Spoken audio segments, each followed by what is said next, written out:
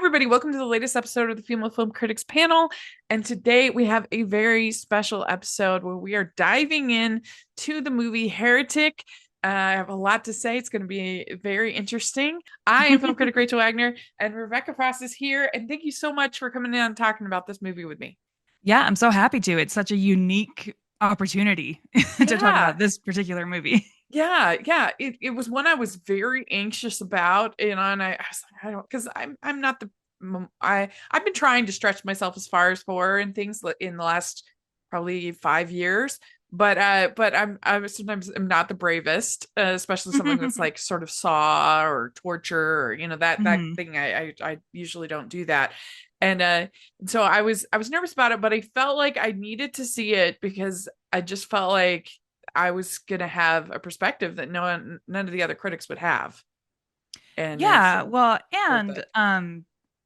yeah, I think what's so funny about this one in particular too. So like I have a friend who lives on the East Coast and he's also very film focused, and I was Yeah. talking about how Salt Lake and Utah media, newspapers in particular, really put such an emphasis on covering this movie before it even came out. Mm. And I was explaining to him about how, at the Salt Lake airport during conference weekend, they put up, those missing posters of, where are Sister Lawrence and where is Sister Paxton. And he was like, oh, spoiler alert. I'm like, what do you mean spoiler alert? I I think it's pretty obvious in the trailer that this talks about two sister Mormon missionaries, Yeah.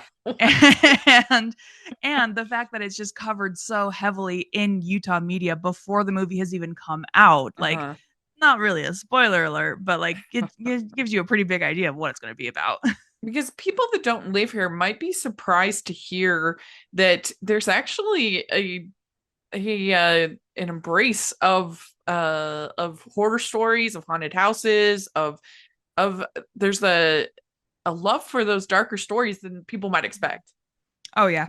Oh yeah, Yeah. but there's also a love of different tellings of Mormon stories, right? Yeah. Like Yeah. like here we built a whole theater specifically for the Book of Mormon musical, right? Like there's an embrace of the Book of Mormon musical. There's, a lot of embrace of any kind of Mormon representation in mainstream Uh-huh. media here. Yeah.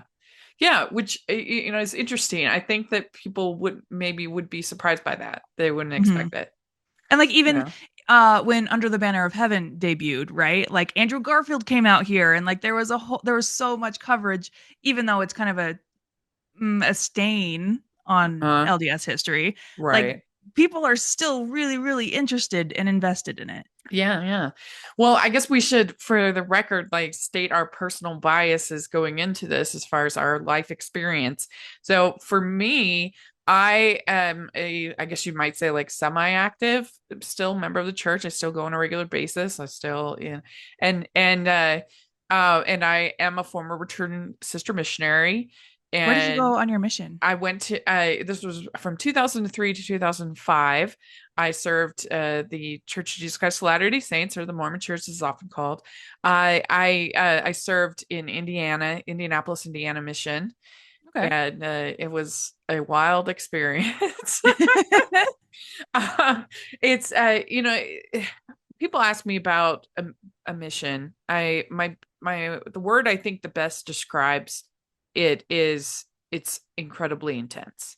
I mean, the Mhm. thing about it that makes it, I think, hard is that you never, it is unrelenting. I mean, if Mhm. ever, I was a pretty strict missionary because I that's just how my personality is just like go for it all the way Mhm. if I'm going to Yeah. do it. And so I was pretty strict as far as the rules and everything going on. And you just, even your P day, which is supposed to be your preparation day, it's really only like half a day because you start working after, at least we did, after dinner. And so you have to get all your laundry done, you have to get all your shopping done, you have to get, if you want to try to do something fun, maybe for an hour or two. Mhm. And that's really about it. You got to write your letters, you got to, just all the different stuff that you have to do. So you just don't ever have any time to like, you're just Yeah. going. And so it's a really intense experience. And this was also when, so sister missions, so when men serve missions, they serve for a full 2 years, but sister missionaries only serve for a year and a half. Is that Yeah. right? So I Yeah. was there for 20 months because Whoa. since that, yeah, since the transfers, what they're called, are 6 weeks. So your 18 months lands in the middle of a transfer. So as Hmm. a sister, you can pick whether you want to go home to early transfer, which would technically be 17 months, or you can pick in the later transfer and go and you end up with 20 months. And Gotcha. so I picked the 20 months. And it was an absolutely incredible experience, but it just was really intense. Like the highs are really So, intense, the lows so are. my follow-up question would be, did you enjoy it? No, I did not. I mean, I'm just being honest. No, Yeah. it was incredibly difficult, but that doesn't Hmm. mean it wasn't worthwhile. And Sure. I don't look back on it with like, there are some fondness, that I look back on it, but Hmm. it was grueling. Hmm. It was a grueling experience. I can't say that I enjoyed it. Um, and but it was an incredible experience too. So I don't know, like not everything in life is Yeah. enjoyable, that's Hmm. worthwhile. Yeah. That's Like, totally fair. That's totally fair. yeah. Um, for me, so I was born and raised in Salt Lake City, Utah. However, not Mormon. I did spend a lot of time, like a lot of my extended family was Mormon, and the family, like they were family friends that I kind of grew up within their family. They were LDS. Um, but I myself wasn't like baptized or anything until we moved from downtown Salt Lake City to the suburbs when I was 11. And then I kind of gave into peer pressure and started attending church and got Oh, baptized when I was 12. But it really only stuck for like a year. And then I just stopped participating because I didn't have the system in place that I think keeps a lot of people in church, which is, sure, like sure. family and like consistency. And um, I personally, I don't really harbor any ill will towards the church. It just Yeah. is not something that was for me. So in, I think, 2015, 2016, I used quitmormon.org back when it was free, which was this lawyer who generously donates his time to filling out letters to send to the church asking them to remove people's names from their records. And yeah, that like I that's basically my experience. As far as missionaries go, I call myself a missionary black widow because when I was in high school, I would date boys older than me, send them off on their missions, and Yeah. then move on to the next one, Yeah. and then Dear John them while they're away. Dear Oh, John, Dear John is, you Trail of send Tears. a missionary away or a soldier off to war, right? And then when they're away, Yeah. you write them a breakup letter, and then you never have to see them again. Are you a fan of Rachel's reviews? Do you look forward to Family Movie Night, Female Film Critics panels, or the Talking Disney podcast? If so, please consider supporting the podcast by becoming a patron. As a patron, you get to access monthly events such as the watch-alongs and Q&As, where you get to talk to stars and find out the behind the scenes of the movie making industry. And you can pick what I review for Family Movie Night or even become a guest on the podcast. Podcasts and YouTube channels are expensive, and I really, really could use your help. I would so appreciate it. You also get to be a member of the Facebook group where we talk about all the films that we're seeing, and we have so much fun. Go to patreon.com/hallmarkies and select one of the Rachel's fan tiers. That's patreon.com/hallmarkies. Would I'm not you, in proud of general, it, but describe yourself as a person of faith, or where do you kind of land in general? um not necessarily. I would consider myself agnostic. Like Okay. I don't know what's out there, but I believe there could be something. Um I am personally very fascinated by one, not only philosophy.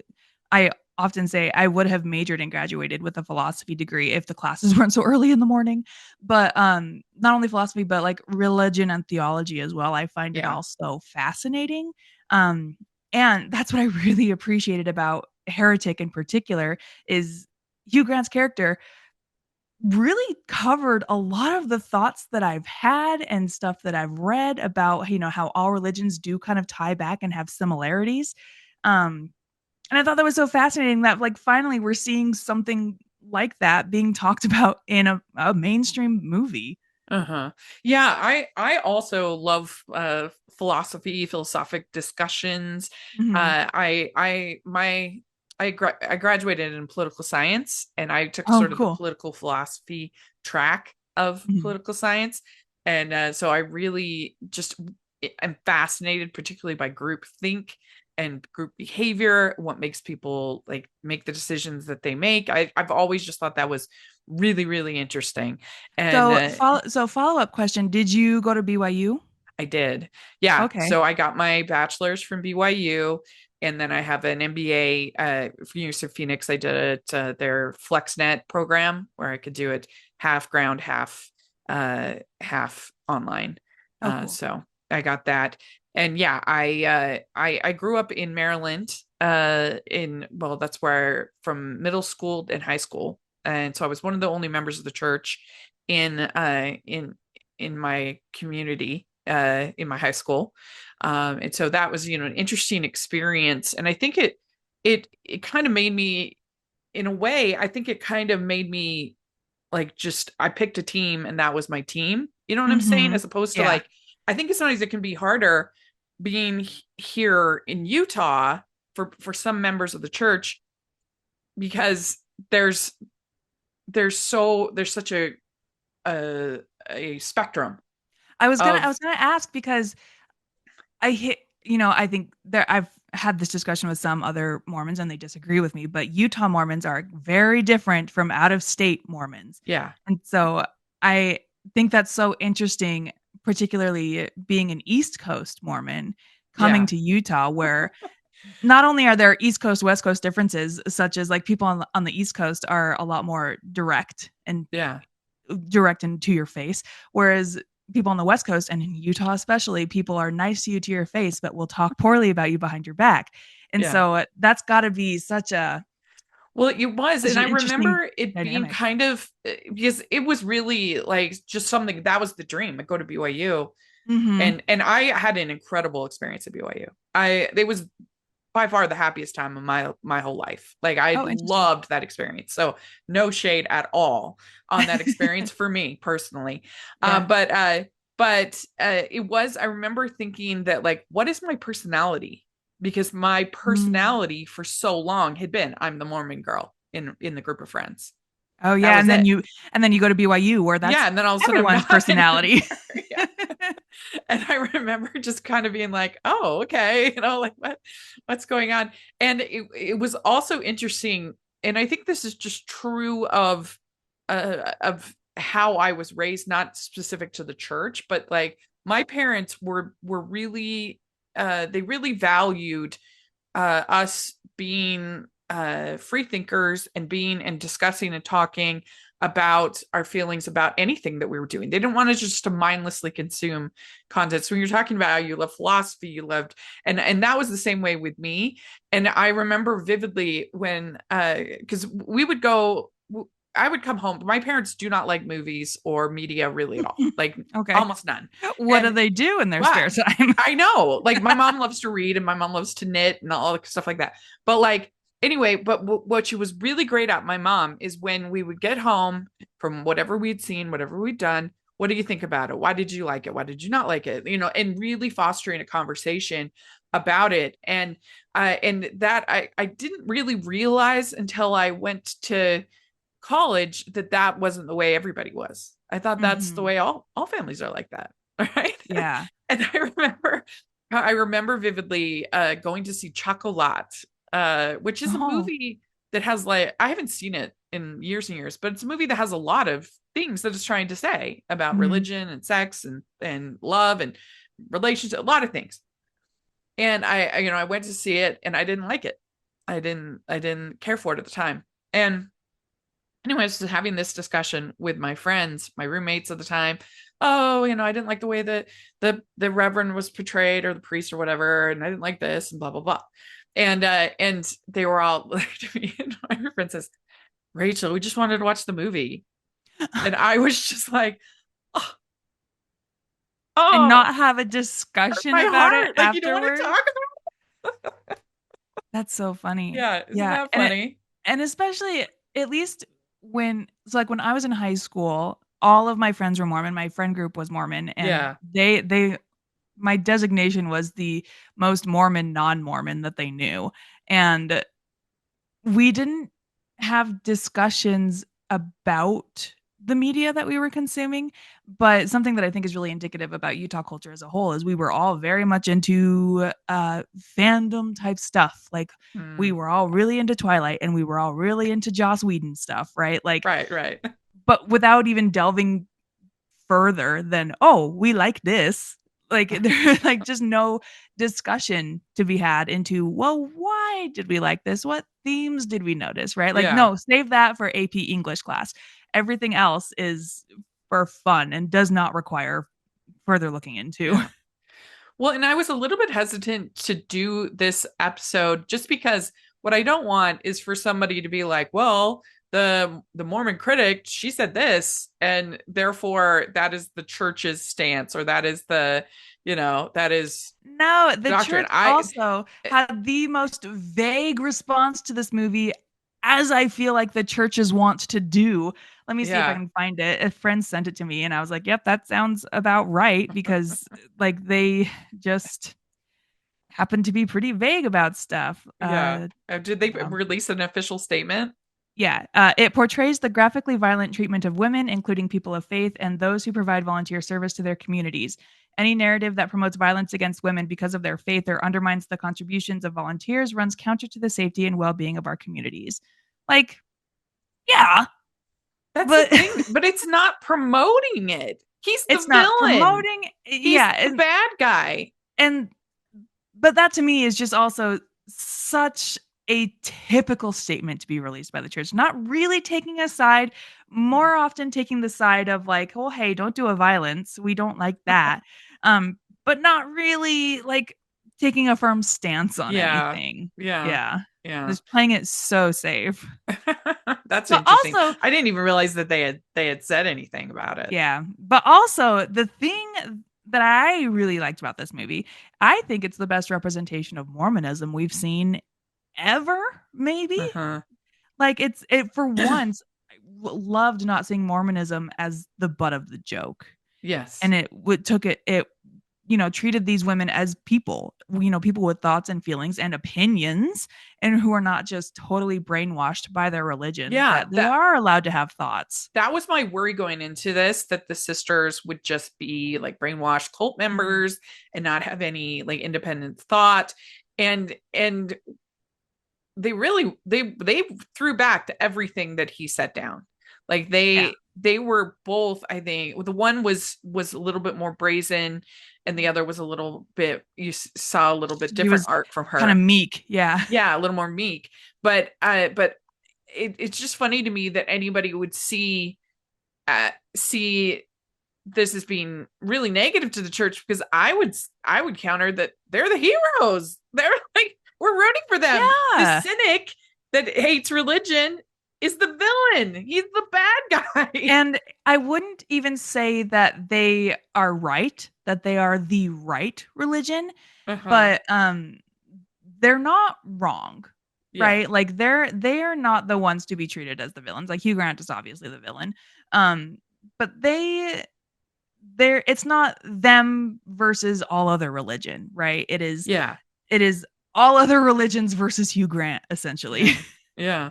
Well, so let's talk about our overall thoughts about the film in general. So this movie was directed by Scott Beck and Brian Woods, written by them, and it stars Hugh Grant, Sophie Thatcher, Chloe East, and two young religious women are drawn into a game of cat and mouse in the house of a strange man.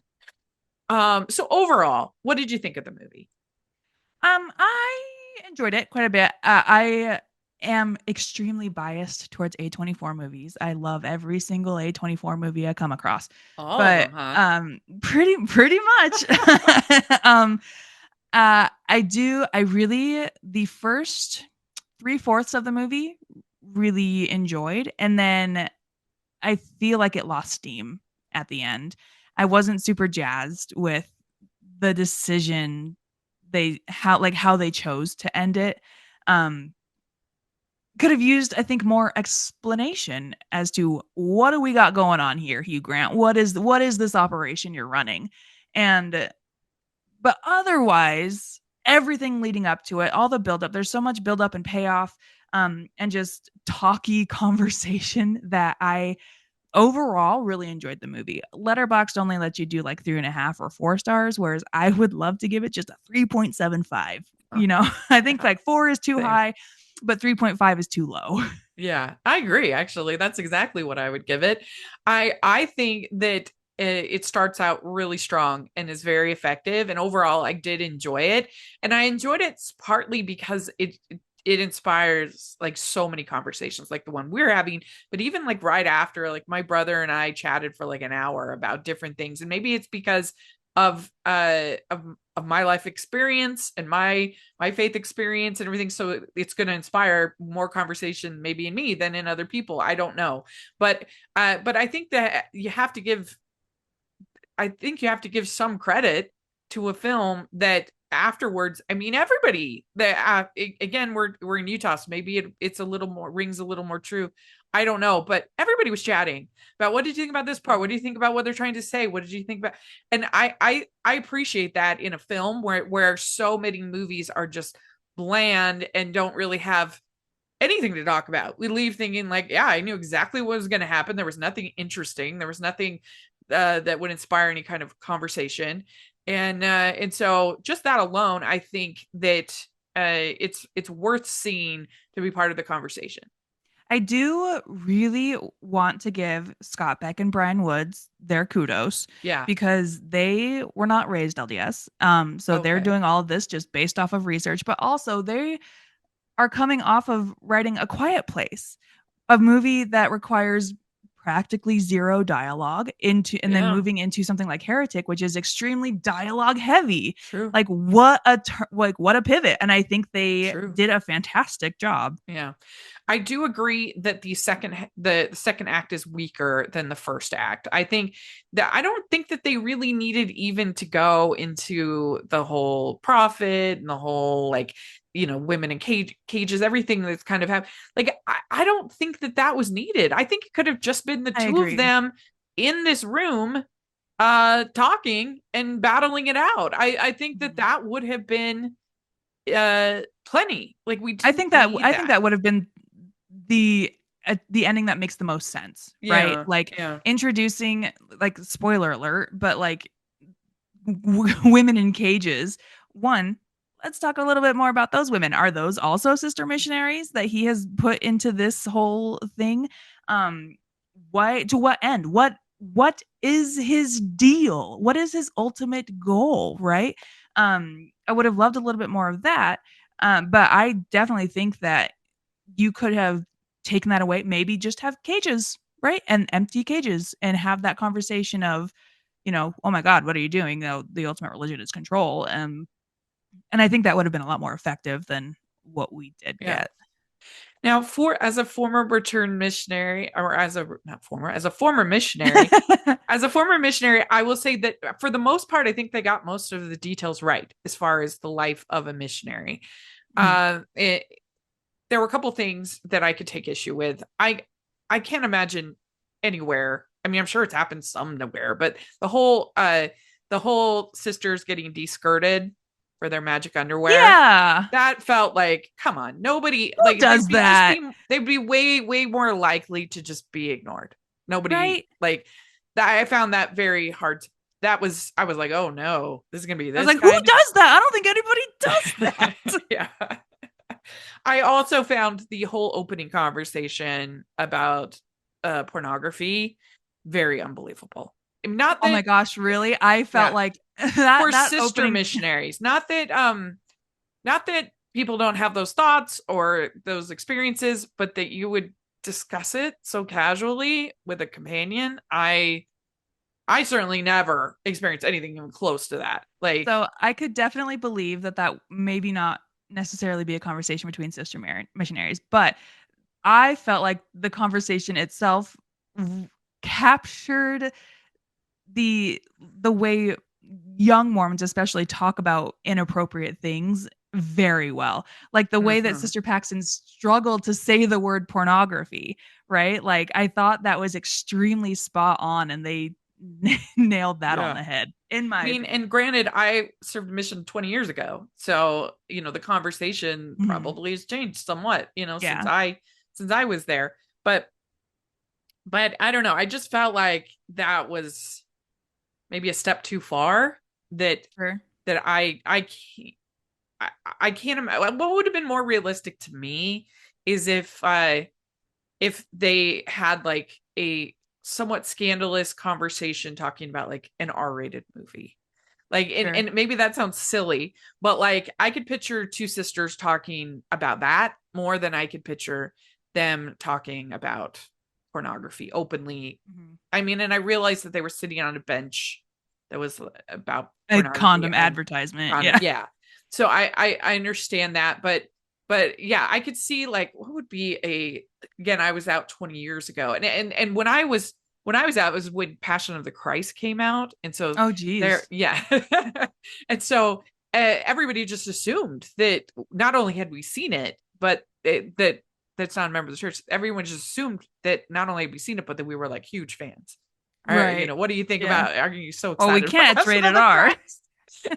And we just say, well, we don't watch movies as Mm. missionaries. We say Yeah. that. Um, and so that would have been like a definitely a movie we would have talked about. I'm just There trying to were think. there were two instances that really stood out to me, and one of them I saw you had mentioned on Twitter earlier. The first one was when they showed Sister Barnes's implant. Yes. They first show her scar, and I think maybe for half of the audience they might not know what that is, but me, I was like, why does she have a birth control implant? And like I know it's possible, and like, but that was one thing that stood out to me. And then the second thing was when Sister Paxton is talking about how she wants to be reincarnated as a butterfly. When Yes. if you're within the Mormon religion, reincarnation's not necessarily a thing. You go to the kingdom of heaven, and there's the three-tier system Right. that you go to. And I was like, oh, that's not necessarily, but I also respect her openness to the idea of it. Yeah. But Yeah. those were like the two things that really stood out to me as like, Mm. oh, I don't know about that. Yeah, I thought that was interesting because going with the birth control uh first talking about that. So after they think that she's dead, he takes the is that an IUD? I don't know. It's an implant. Implant. Okay, implant Yeah. out of her arm. And this is supposedly supposed to prove of her like, oh, she was like half and half at best, like not like Yeah. fully committed to the church because and this is his way of being like, see, gotcha, kind of. I felt like in the script. And the because she's the convert, she's the more cynical one of the two.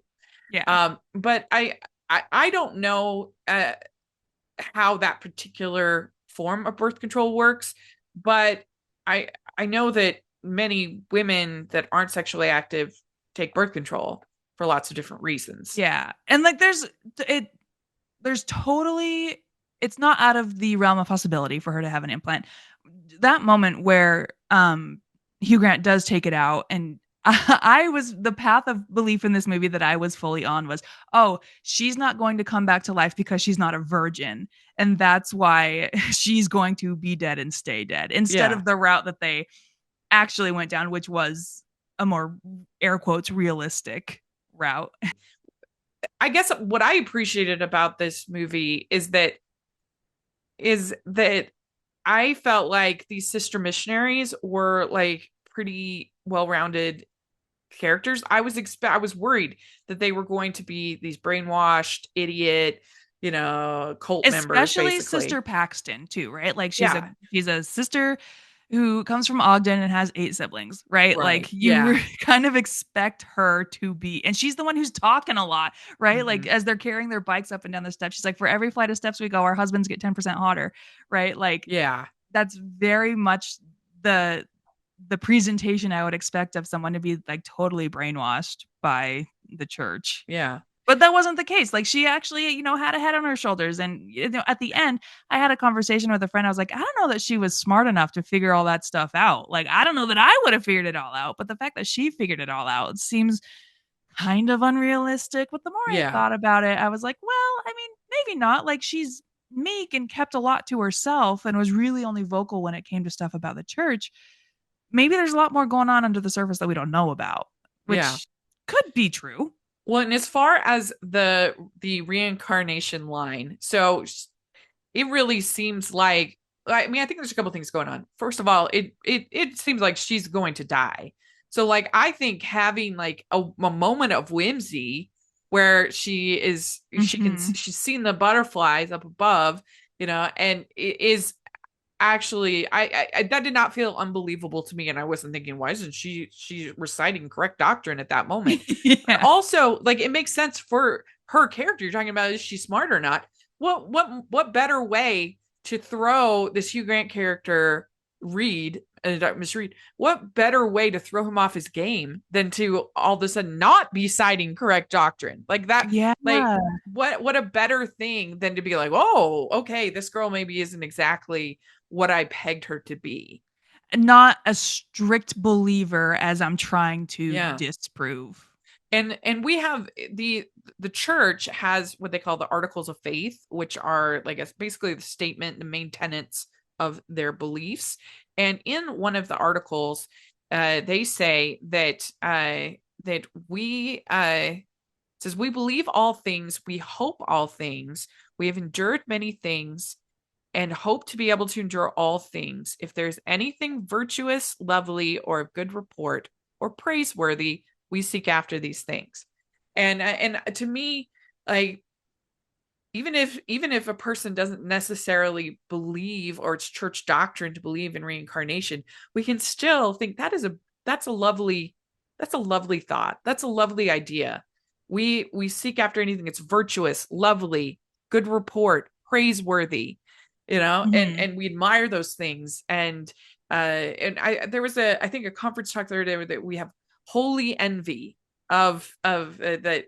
And what they meant by that is that, that some of the concepts taught by other religions are, of course, they're like admirable, they're wonderful, they're Mhm. praiseworthy, they're all these good things. And so I think it actually shows something to this character, as opposed to some people that just seem to want a robot sister missionary. Like, here is a unique, independent, free thinking person that can think Mhm. about being reincarnated as a butterfly when she's about to die. that Yeah. that to me is actually, like, that to me is like a positive portrayal of the faith, not a negative. Totally. Totally. I can see that. I can totally see that. Yeah. Something else that I also really liked was when Hugh Grant brought up polygamy because that's, Mhm. a big source subject to talk about. Yeah. And I really liked the way, whether it be true or not, the way that Sister Barnes responded and gave a very, Yeah, within I the do too. religion, a factual reasoning for it. Yeah. Um, And I think most people in the year 2024, most people that are members of the church, this is not news. yeah, Like, if yeah. you are just hearing about Fanny, then I'm sorry. You need help. Because it's out there. It's there. Like, even the Mhm. church historians, basically acknowledged that this is it. And I guess for me, this is just my own personal faith reconciliation. Like, I feel like every human being has to pick something that they're going to live their life by.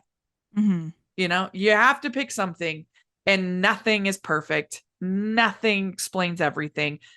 Every single way of life has holes, has scandal, has things that aren't perfect, because that's just the way it is. And so it's not like, I don't know. And people have lots of good reasons for leaving any church and their life experience.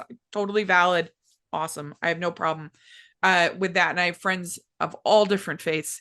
But I guess for me, it's like this thing in my life gives me enough joy and enough direction and enough positives that it's worth still investing in the community and in the positives of this life that I chose, that this is it. But that doesn't mean that I'm not cognizant of the problems and trying to do whatever I can to make some kind of change, to be an advocate for people that are marginalized within the community, to try and maybe convince like some knees on the ground, and maybe we might get some change eventually, and that will be the happiest day of my life when that happens. But I don't know, that's just how I have sorted everything out for my own personal faith journey. Well, I think too, a word that gets lost and I think belongs in practically every conversation about literally anything, whether it be religion or politics or relationships, nuance, right? Yeah, Like there's yeah, nuance to everything. And it's not that everybody follows religion or politics strictly by its own black and white rules, but there's a lot of nuance and flexibility. And, people, might believe 90% of the doctrine and some people might believe 50% of the doctrine, right? But it's all right. about your choices and how you one represent your beliefs, but also choose to act and follow through on them. And not only that, but it's gonna ebb and flow. Mm-hmm. You're gonna have times in your life when, I mean, I certainly have, when I was full command, I was in line, and then I'm gonna have other times, and it's gonna and what you hope for is that you have people in your life who love you no matter what. Mm-hmm. Oh, you're having a little bit of a struggle, we love you. Oh, you're doing really great, great, we love you. Like that's And what you that, hope for. like in my experience with the LDS church, like my immediate family, not religious. My grandma, though, on my mom's side, she converted from Baptist to Mormonism when my mom was a teenager. And Oh, she's still wow. to this day, she's in it. And she, like, it is like she has served two missionaries with her now deceased husband, right? Like, um, it is her lifestyle. But the fact that also like she knows, my mom and I are not, and there's a lot of other family members who are not part of it, and she's still so loving and so Yeah, welcoming and just so grateful to have us. yeah, It's nice. yeah, absolutely. I mean, that's what Christ would do. Right? That's what Jesus Yeah. would do. So let's talk about one thing in the movie that I'm curious. So do you think that he wanted them to pick the disbelief or the belief door? Um that's such a great question because it doesn't matter, No, right? ultimately it Like doesn't it matter. all They goes both to go the to the same same place. place. Yeah, Yeah. yeah, Um yeah, I think it kind of, maybe this is a shallow visitation of it, but like, choosing the belief versus disbelief is the first step into, acknowledging what your beliefs actually are, right? Like I mean, I don't know, cuz you can choose to believe in the church or you can choose to not believe in the church, but ultimately, according to Hugh Grant, we're all going to go to the same place. And, maybe that's just a mental, like a mental puzzle that you have to solve first before you go to yeah. the terrible escape room. So what I think is interesting about his character is that his big thing is that religion is all about control, right? Mhm. So then what does he proceed to do is to try to be in control Mhm. of all of these women that he's abducted and tortured and everything. And so how do you think that he plays like the mental gymnastics to do that, to be the thing that he hates? That's the big question I've walked away from the movie with, right? Yeah. Like, why Hugh Grant? Why? What Yeah. is what is driving you here? Yeah. Like, I do like a movie that shows a villain that really has no driving motivation. Like Halloween, Michael Myers just kill, right? But Hugh Right, Grant, right. you have spent so much time creating all of this. You created a Dante's Inferno of sorts that goes beyond the basement of your house. Why? That's the thing that's why this movie is not a full 4-star movie for me. Is like, just tell me, I need to know the science behind what it is you're doing and your Yeah. mental gymnastics and what prompted you to build this whole thing in the first place. And you're carving statues. There's so many wooden statues. Why? What's the deal there? Yeah. That's kind of unrelated to all this, but but Yeah. I mean, just and a I little bit guess more why. maybe they'd say that, oh, well, we become the thing that we hate so often, the whole you live long enough to become the villain, I guess. But So like, was he was he part of a religion and found himself, questioning the control he was under, and so now yeah. he wants And to you exert that on others?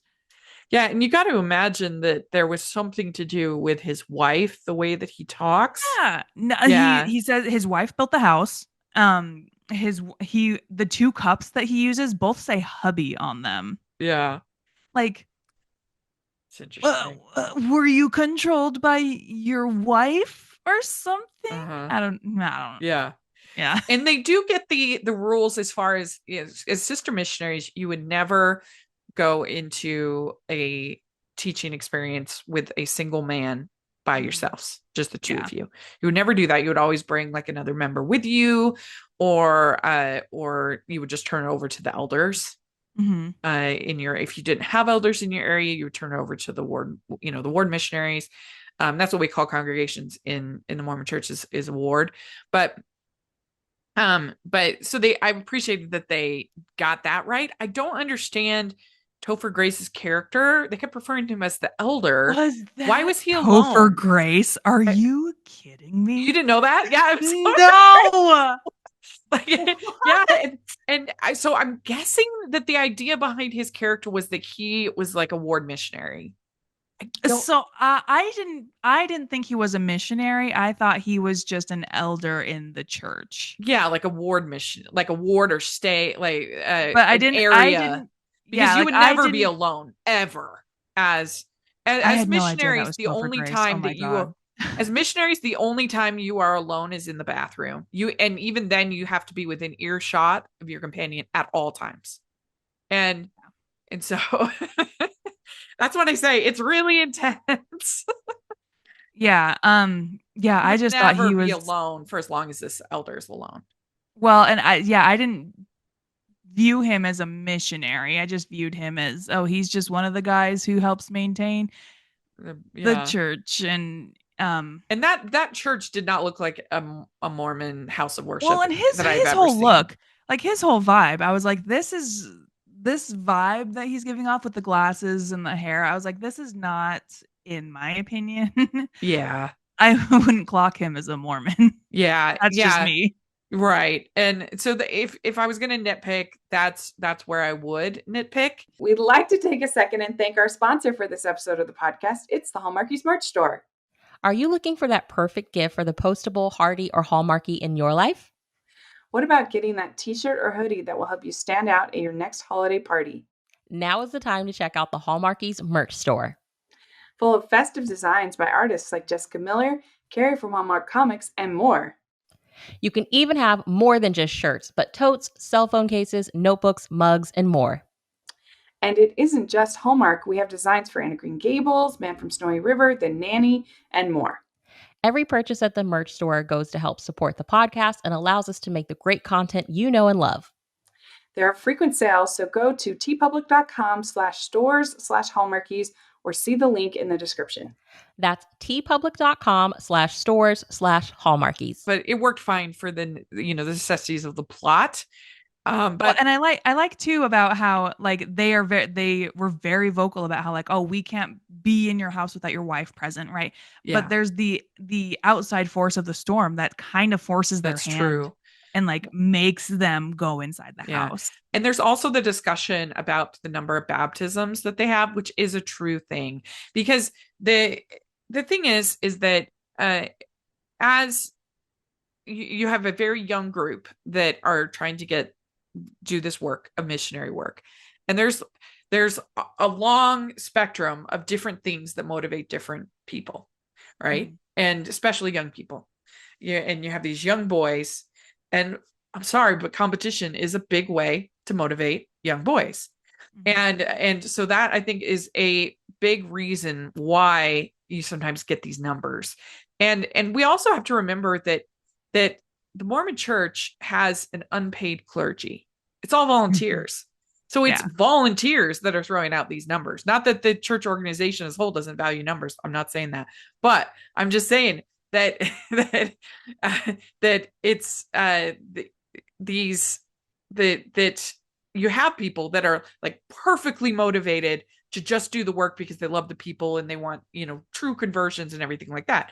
And then you have the people that are only there because they want to marry their girlfriend, and so they need something else to motivate them. And so that's often the sort of this competitiveness that kind of is used to then motivate. I'm not saying it's right. I'm just saying that's a reality. And so the fact they had that discussion, that was very accurate to a mission. And also, like, you got to consider location too, right? Like, if you get called on a mission to Salt Lake City, Utah, I can't imagine what your numbers are going to be like, right? But if you get called on a mission to somewhere like the Philippines or Brazil, I think your numbers are going to be a lot higher than they would be if you were called stateside. I mean, actually, the Salt Lake mission has like pretty good numbers, but the where it's like very difficult is if you get called to Europe. So if you get called to Italy or Spain, you'd be spending almost all of your mission working with immigrants, which is awesome. But you very rarely would you get people maybe have one baptism or two baptisms that I know that have served in Europe. That would make sense. It's very, very difficult. Yeah. And it can just be, it depends on the individual missionaries too. Like I had a companion, she worked so hard, Sister Sophia. We worked so hard together. I mean, like out, we call it tracting, knocking on doors, 10, 12 hours a day. And she never got to have like a full conversion story on her mission. No. Because she opened a lot of areas, and obviously if they're moving in sisters for the first time, it's not like they wouldn't do that if they were like teaching tons of people. And she had a lot of sick companions, and so I didn't learn until after she was my companion that like she'd had two sick companions in a row where they're basically stuck inside the whole time. And so when she got to me, fresh blood, she was like, "Oh, let's go." Like, oh gosh. So I mean, it just depends. And I always say that like your mission is between you and God and the people that you're teaching, and it that's the most important thing. And I hope that everybody, in anything that you do in life, that you can say to whatever God you believe in, you can say to him, do you accept what I've done? Is it enough? And is the effort that I have put in enough? Yeah, and you can get that confirmation and know for yourself that it is. And I believe in that. I've had it. I've experienced it. But and I hope that whatever it is that people are doing, especially missionary work, that people can get that kind of confirmation, because it is so difficult, so challenging. But anyway, I felt like that was actually really spot on, was the numbers discussion. What do you think happened to Sister Paxton? So are we supposed, what do you think? I'm curious first. I think she makes it. Yeah, I do too. Yeah. Yeah, I do too. I mean, yeah, I just felt like that was sort of the whole like thrust of the movie, was her getting like I felt like she was basically the final girl. Totally. And I this guess movie. that is a nice cap to the whole discussion of the movie of, what do you believe happens? Right? Like, Right. Yeah. do you choose to believe that she makes it, or do you Yeah. choose to believe that, oh no, she bled out? Well, and I have to say, we can be grateful for this movie because we now had Jesus compared to Jar Jar Binks, which I just think is hilarious. Yes. Yes. When he brought up Star Wars, I was like, yep, movie of the year. Let's go. There we go. But yeah, it's not a perfect film by any means, but I do think that one other thing I really wanted to talk about is, what do you think of this idea of iterations? That seems to be a big point that he makes out about how you have these iterations of faith, you have the iterations of the Radiohead song, you have the iterations of all these different of Monopoly. Mhm. What did you think about that? And in the end, basically, like, I felt like Sister Barnes basically takes him down, being like, you think you're also smart. You didn't even mention the Holocaust in your little Mhm. in your little diatribe. I mean, what did you think about that idea that it brings Um, up? I loved it, right? Yeah. Because to me, it talked about all the things that, I have thought about and read about, but not necessarily discussed with anybody, right? Like, Yeah. I think it, I loved it. I thought it was perfect and encapsulated a lot of the thoughts and ideas that I myself have about religion and the history of religion, through time and all time. Yeah. And she was absolutely right to call him out on that stuff. She was like, the Holocaust, cannot discount the Holocaust. And this guy, Horace, has a bird head. Like, I thought that was a little It was not actually, necessarily the point, but yeah. I did like that she called him out on Yeah. it. Yeah. But in my opinion, I liked that he encapsulated a lot of thoughts and ideas that I have personally had. Yeah. Well, and that's why I think, like I said, I think that that's what's good about this movie, is that it inspires those kind of conversations. It Mhm. brings these topics up that in a way that's entertaining. That doesn't feel The like it doesn't feel like somebody's speechifying to you. It doesn't feel like you're getting preached to. It feels like you're being entertained. Yeah, and the whole time my friend, when we went to go see the movie, the whole time he was like, challenge him, Sister Paxton." Like, just very much encouraging debate and like Uh-huh. hoping she would challenge him. Yeah. Which she, I mean, basically did in the end in her own way. Yeah. Yeah. Yeah. So yeah, it's the kind of movie, the more I think about it, the more forgiving I am of its problems, and the more I like it and appreciate it. I agree. It's like you said, it's not a perfect movie. And like I had mentioned before, I think the ending kind of loses steam. Yeah. But overall, good job. I think it's Yeah. fantastic. Yeah, very, very good. Well, let us know what you think. Especially, I would be very curious if there are any other returned missionaries out there that have seen the movie. That what did they think, and their perspective. I would love to hear. But just anybody in general, please put your thoughts of the movie and what we've talked about in the comments. I love to hear that. And Rega, where do people follow you if they want to? Well, on Twitter or Blue Sky, whatever happens, at you gross Rebecca. But you can listen to me every week on Geek Show Podcast, wherever podcasts are sold. Great. And you can find me at Rachel's Reviews, all of our social media, iTunes, YouTube, and on Rotten Tomatoes. So check that out. Also, make sure that you check out the Hallmarkies podcast. Got lots of good stuff going on over there. And if you are listening on iTunes, please leave your ratings and reviews. I really appreciate that. And if you're watching on YouTube, please give the video a thumbs up. Subscribe to the channel. Got our playlist with all our female film critics panel episodes. Please take a look at that. And we have the patron group, and that's the biggest way you can support everything I do. And we try to make it really worth your while. It's really fun. And this month we have playwright and screenwriter Topher Payne coming on, and we're going to watch his movie A Gift to Remember. It's going to be really fun. And then we have the merch store. We got lots of fun holiday designs on there, some new ones, holiday movie inspired, that are really, really a lot of fun. So check that out. And thanks so much for doing this. I really appreciate it. And we'll talk to y'all later. Bye. Yeah.